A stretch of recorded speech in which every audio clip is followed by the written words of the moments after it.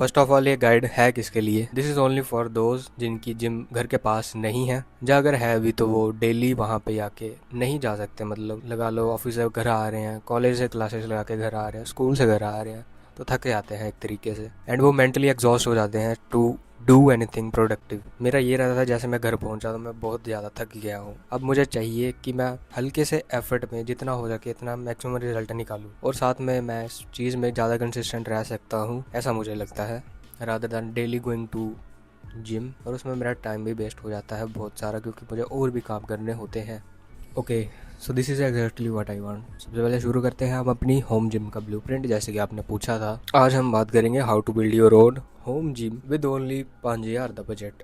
सबसे पहले मैं कौन ही होता हूँ आपको बताने वाला। सही बात है, कौन ही होता हूँ वैसे तो। ये वाले मेरे पुराने डंबल थे, आप देख पा रहे होंगे, ये हो चुके थे मैक्स आउट। ये छोटा वाला 2.5 किलो का, और जो पीछे रखा हुआ वो 7.5 किलो का। मुझे अराउंड 6-7 साल हो गए इनके साथ ही। मैंने रिसेंटली अभी इन्वेस्ट करा है अपनी होम जिम पे थोड़ा बहुत, जो कि मैं धीरे धीरे हर मंथली कुछ ना कुछ नई चीज़ लाते रहूँगा उसमें। एंड जो बंदे चाहते हैं कि वो भी एक होम जिम अपनी बना लें, उनके लिए ये एक प्रॉपर गाइड की तरह काम करने वाला है। पहले वाले डंबल थे जो मेरे, ये मैंने घर पे ही बनवाए थे। I was using only bags वगैरह, इनमें किताबें भर ली और इनसे ही मैं अपने वर्कआउट लगाता था।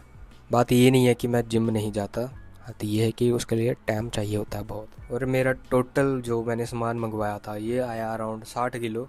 60 किलो से ज़्यादा का ही है। अब मैं ये बिल्कुल भी नहीं कह रहा कि होम जिम और प्रॉपर वाली जो जिम होती है ये तगड़ी है, उस प्रॉपर वाली जिम से ज़्यादा तगड़ी होती है, या वो इसके ज़्यादा कंपैरिजन में बेटर होती है, ऐसा मैं बिल्कुल भी नहीं कह रहा। मुझे बस ये ज़्यादा कन्वीनियंट लगती है। एंड होम जिम आपकी एक तरीके से इन्वेस्टमेंट ही है। आप इसे जब मन करे इन्वेस्ट कर के थोड़ा और अपग्रेड करा सकते हो, बट आपको कुछ चीज़ों का ध्यान रखना होता है जो कि बहुत बेसिक है। और मेरा one of the limiting mindset ये था कि जिम में जाकर ज़्यादा वेट तो मैंने उठाने नहीं है शुरू शुरू में।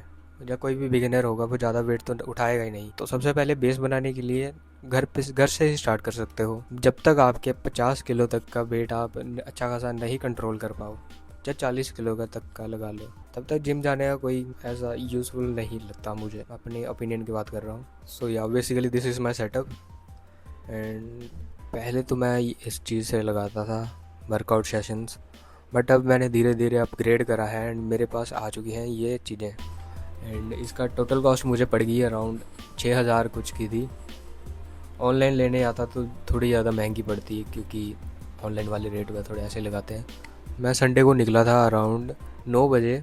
यही जामा मस्जिद है जो दिल्ली में, वहाँ एक जिम मार्केट लगती है, तो ये सारी चीज़ें मुझे वहीं से मिल गई। तो वहाँ पे वो प्रॉपर ऐसा रेट नहीं देते, उनका लोहे के हिसाब से रेट होता है। एंड थोड़ी बहुत बार्गेनिंग करने के बाद मुझे ये पड़ जाती है अराउंड 6,000 की। और साथ में ये जो 2-3 चीज़ें हैं ये साथ में मुझे फ्री ही लगा लो, 100-200 रुपये की पड़ी। ऑनलाइन इनके रेट ज़्यादा थे, बट वहाँ पे मुझे अच्छे खासे रेट में मिल गई। तो मैंने सबसे पहले ली हैं 5 ओलंपिक प्लेट्स। ओलंपिक इसलिए क्योंकि ये ज़्यादा तरीके से ज़्यादा देर के लिए यूज़फुल रहती है, और ये रबर प्लेट से होते हैं। उनके कंपैरिजन में ये ज़्यादा रोबस्ट है, ज़्यादा देर तक चल पाएंगी। उनसे एक अजीब सी स्मेल भी आती है और वो जल्दी ख़राब हो जाती हैं। ये जल्दी ख़राब नहीं होंगे। मैं अगर आपको देखने हैं डंबल्स मेरे वाले, मेरी प्लेटें देखनी हैं, तो कहाँ गई मेरी प्लेटें? तो ये है मेरा छोटा सा सेटअप। इसमें मैंने ली हैं 5 Olympic plates, hexagon dumbbells. Dumbbells hexagon वाले इसलिए क्योंकि जब मैं पुशअप्स लगाता हूँ तो मेरे रिस्ट है ये वाली रिस्ट, इसमें एक हल्का सा बम्प बने आता है, तो मैं ज़्यादा पुशअप्स नहीं लगा सकता ऐसे 90 डिग्री पे। तो इससे क्या होता है, एक हैंड में ग्रिप मिल जाती है मुझे, मैं आराम से जिस भी वेरिएशन में चाहे वो जाके पुशअप्स लगा सकता हूँ। मतलब इजीली कंट्रोल कर लेता हूँ इनकी बदौलत। अगर वो गोल वाले होते तो वो स्लाइड कर जाते हैं आरानी से। और इनमें 2 तरीके के आते हैं। ये थे एक प्लास्टिक वाले हैंडल आते हैं इनके, वो जल्दी ख़राब हो जाते हैं, टूट भी आते हैं। तो आप ट्राई करना कि आप इनकी जो बार हो वो लोहे वाली ही लो, आयरन वाली। एंड ये है मेरी इजी कर्ल वाली बार। ये है अराउंड 4 फीट की, 50 mm वाली, 15 इंच वाली। ये स्टैंडर्ड वाली से ज़्यादा स्ट्रॉन्ग है। ये ओलंपिक बार वाली रॉड है। मुझे बस देखने में थोड़ा क्वालिटी वाली लग रही थी, तो इसलिए स्टैंडर्ड की अगर मैंने ये वाली, आप दूसरी भी ले सकते हो। ये मुझे पड़ गई अराउंड 1,200 रुपये की। इसका ऑनलाइन रेट बहुत ही महंगा है।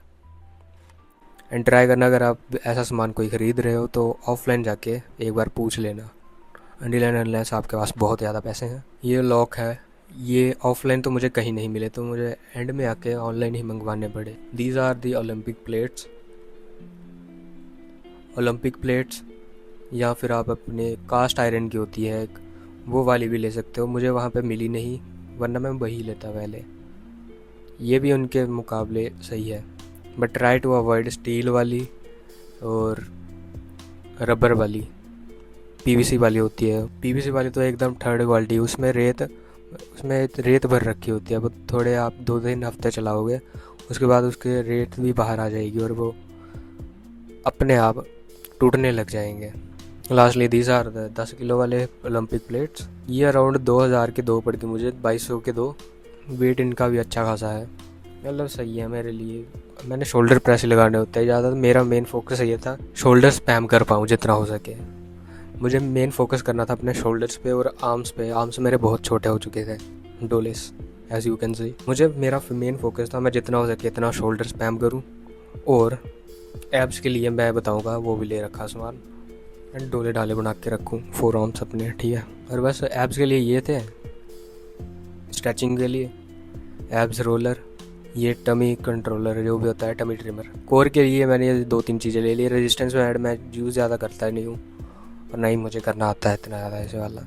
बाकी यही है मेरा छोटा सा सेटअप। अभी धीरे धीरे इसमें थोड़ा इन्वेस्ट करूँगा, और एक पुलअप बार लेना है मुझे, फिर आके एक पुलअप बार, एक बेंच और 2-3 कैटल बेल्स लेने हैं मुझे, फिर आके मेरा हो जाएगा कंप्लीट सेटअप। एंड प्लेट्स के बारे में मैं धीरे धीरे बढ़ाते आऊँगा जैसा मेरा कंट्रोल आता है इनके ऊपर। अभी तो मैं 30 किलो तक ही उठा पाता हूँ, मैक्स टू मैक्स 48। सेटअप तो आपका आराम से 3-4 हज़ार में भी बन जाएगा, बस आपको करना आना चाहिए। अगर आप इस वीडियो को देखकर ऐसे ही चले जाते हो तो कोई फ़ायदा नहीं होने वाला। लेकिन अगर आप जैसे ही वीडियो ख़त्म होती है, आप जाते हो सबसे पहले अपने जहाँ पे भी बनाने वाले हो सेटअप, वो जगह साफ़ करते हो, वहीं पे आके पुशअप्स भी लगा देते हो, एक मैट मूड बिछा देते हो वहाँ पे, तो यहाँ से आपका हल्का हल्का मोमेंटम बिल्ड होना शुरू होगा। एंड ओवर द टाइम आपके पास अपने आप चीज़ें आती रहेंगी, एंड आप ग्रो करते आओगे। बस मेन है ये बात है कि आपको कंसिस्टेंट रहना होता है। बाकी अगर आपको कोई भी चीज़ का डाउट है, कौन से वर्कआउट लगाने हैं, क्या क्या करना है, कैसे करना है, वो सारे भी मैं इसी गाइड में लिंक में लगा दूंगा, और नहीं तो आप कमेंट्स में आके मुझे पूछ ही सकते हो, ठीक है। तो मिलते हैं बाद विच। तब तक के लिए क्या, तब तक के लिए कुछ भी नहीं, तब तक के by the way this is 31 relaxed and 33 pumped. 2 centimetre का फ़र्क इन अराउंड 1.5 महीने, राइट और रॉन्ग और राइट, डोंट नो।